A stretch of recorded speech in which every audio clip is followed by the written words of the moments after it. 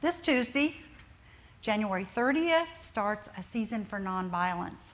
A season for nonviolence occurs every year from January 30th, which is the date of Mahatma Gandhi's assassination, through April 4th, which is the date of Martin Luther King Jr.'s assassination. And this year marks the 70th anniversary of Gandhi's assassination and the 50th anniversary of Martin Luther King Jr.'s assassination. The Association for Global New Thought, they go by the initials AGNT, Agent, co-founded this season, and it's described as a 64-day educational, media, and grassroots campaign dedicated to demonstrating that nonviolence is a powerful way to heal, transform, and empower our lives and our communities. The reason it's 64 days is because there's 64 days. That's the number of days from January 30th to April the 4th. Many New Thought churches, Unity churches and others, centers worldwide, join together in this season of nonviolence. And we have the opportunity right here at Unity of Springfield to be a part of raising the global consciousness of peace. Don't you think we could use that right now? Nonviolence. Seems like every time we turn on the news, there's another school shooting or something. Just violence. The question is, are we willing to live in more peaceful ways?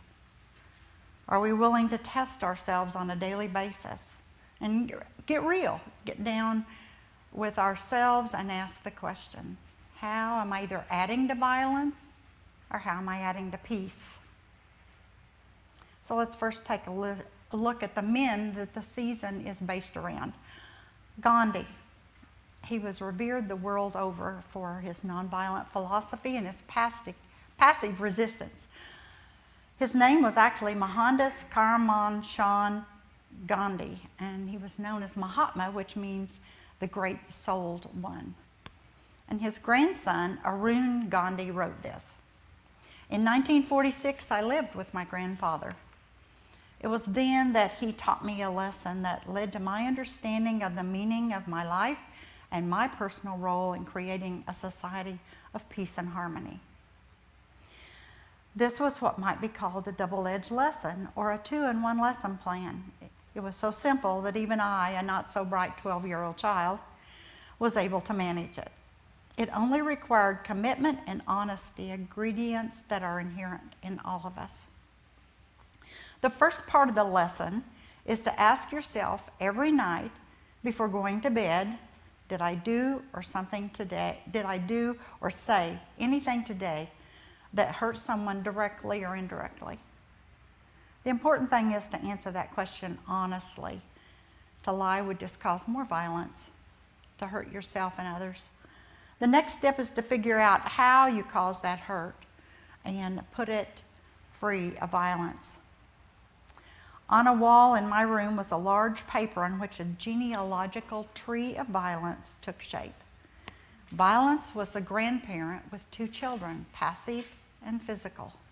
Physical violence used physical force against another, murder, war, rape, beating, and so on. Passive violence is without physical force, but nonetheless resulted in someone being hurt. Teasing, name-calling, wasting resources so that others must live in poverty, insensitivity to the suffering of others. He goes on, by analyzing myself every day and building on this tree, I began to recognize the many faces of violence and how I myself contributed to it. And I met Arun Gandhi when I was on staff at Overland Park. In fact, it was the very first season of nonviolence that he came there and spoke, and he was just just being around him, you knew he was that peaceful. Reverend Gary Simmons, who's been here and taught classes and done the talk several times, author of Eye of the Storm, he has a process called reconciliation that is very similar to that. Every night you think about your day And you see if there were times when you were being harsh, unforgiving, gossip, etc. You then make amends in your heart. And if possible, the next day you make amends personally. It's an incredibly powerful thing. That reminded me, Charles Fillmore always taught that in the evening before he went to bed or before he went to sleep, he would go just recall everything that had happened in his day. And if there was anything or anybody that he felt he needed to forgive, he would do it right then instead of carrying it to sleep with him and getting up in the morning still angry or unforgiving of others. So this is very much the same. Martin Luther King Jr.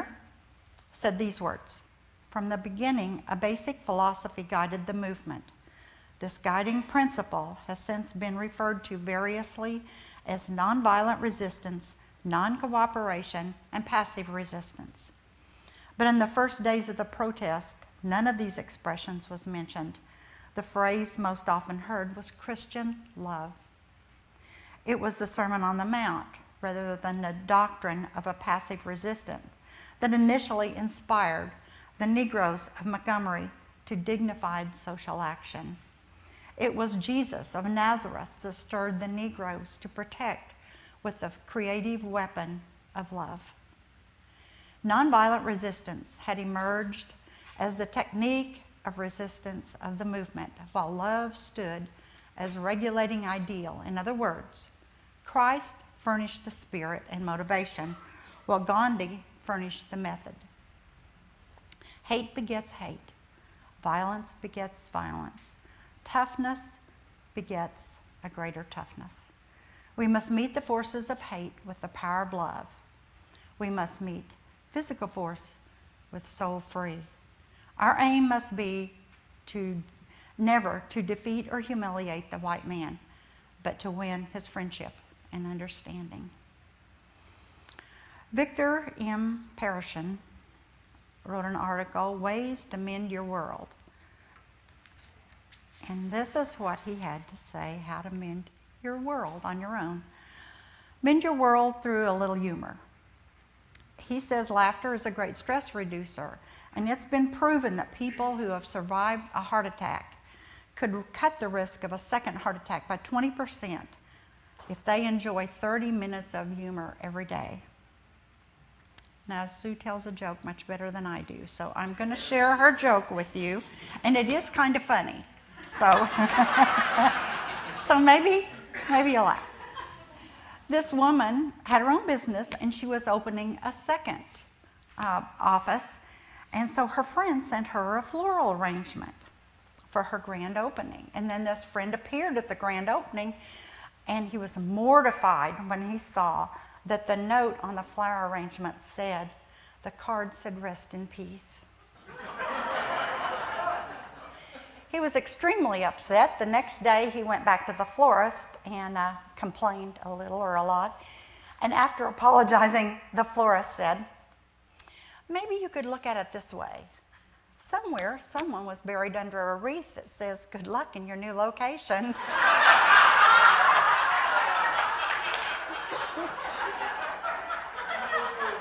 Thank you. It helps when it's funny, Kenneth. He says to mend your world through compassion. When you speak, do so with compassion. Our speech can be a tool or it can be a weapon. It can build a life or destroy one. The words we use can heal or hurt, inspire or injure, comfort or cut. Just being the presence of compassion when someone is hurting is very important. And what this brought to my mind when Sue sent me her talk last night, Mother always said, "Sticks and stones may break your bones, but words can never hurt you." Well, I was harassed quite a bit as being redheaded, left-handed, a little on the heavy side, and then I grew to be 5 feet 9 inches tall, so I had all kinds of things to tease me about. And that's just another one of those untruths Mother may have told you. It's not true. Those words hurt, and they stay with you. I think verbal abuse stays with you just as long, if not longer, than physical abuse. And you can't see it. So that's not true, Mother. among other things she taught me. Mend your world by blessing difficult people. Alanya Van Zandt, an author, wrote in her book, Until Today, she says, bless difficult people. Those people who truly get on your nerves. Those who seem to be totally unaware that what they do has an impact on others. People who speak harshly, roll their eyes, suck their teeth, or show up late without any explanation. Rather than giving them a hard time, she suggests taking the high road and offering a silent blessing for them. The greatest service you can offer is a blessing. Your blessing may be exactly what a difficult person needs to open their heart and renew their faith in and who they are and encourage them in what they are doing. Bless difficult people, because there may come a day when you are having a difficult time and you will need to be blessed by someone else. Mend your world by watering what you want to grow. Whenever you see something being done well, acknowledge it. Whenever you see someone responding with kindness and compassion, offer a positive response, such as, I admire you for what you did. Whenever you are inspired by another person, words or deeds, let them know the impact they've had on your mind and on your spirit. And whenever you do that, you are watering what you want to grow. My sister and a couple of her friends came over from Oklahoma a week or so ago, and we went to lunch at Houlihan's. And we complimented the waitress. She was just so bubbly and filled with joy that she made you feel good that you even went to Houlihan's that day.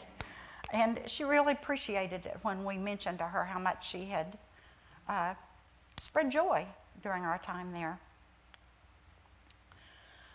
Mend your world by injecting hope.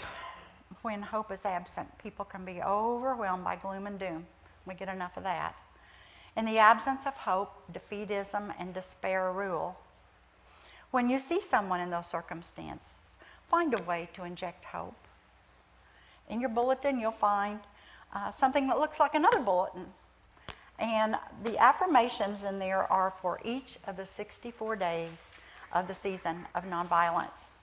And I want to invite all of you to participate in the 64 days, and we can really be open to changing the dynamic flow that shows up daily in our lives. So feel free to take that home with you, and we will put it on Facebook and on our website too, so that you can see the daily affirmation. Every week we sing, let there be peace on earth and let it begin with me. Do we mean these words? And I really think everybody does when we circle up and sing. And if we do, are we willing to take a deep, thorough inventory of ourselves? Let's look at a few of these. Day 2. Today I will look at opportunities to be a peacemaker. How might that show up for you? It might be different for one person and another, but how can you show up as peace? Day 6. Today I will hold a vision of plenty for all the world's hungry, and be open to guidance as to how I can alleviate some of that suffering. Are you willing to create a vision of plenty for all, for the whole world? And also, we have our community cupboard out there. We'll take food for the community cupboard anytime. Day 14, today I will silently acknowledge all the leaders throughout the world. Imagine if we all prayed for our leaders and saw them infused with divine mind. Day 19. Today I will choose to use my talents to serve others by volunteering a portion of my time. Each of us has multiple gifts that we can share with others. And what gifts do you have? Open yourself to how you might share those gifts. And again, thank all of you who volunteer and give so many hours of your time, because there's a lot of things get done around here that wouldn't get done if we didn't have our volunteers. Today, this is day 27, today I will talk less and listen more. Wouldn't our world be a better place if we listened more instead of trying to prove that we're right? I've heard Dr. Phil say, you're trying to prove you're right. How's it working for you? Day 37. Today, I will tell at least one person they are special and important. Everyone needs to be acknowledged.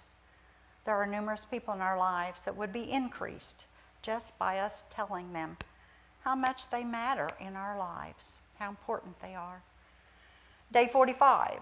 Today, I will be open to other ways of thinking and acting that are different from my own. When we're willing to step out of our limited ways of being and listen to other perspectives, our lives change, we grow.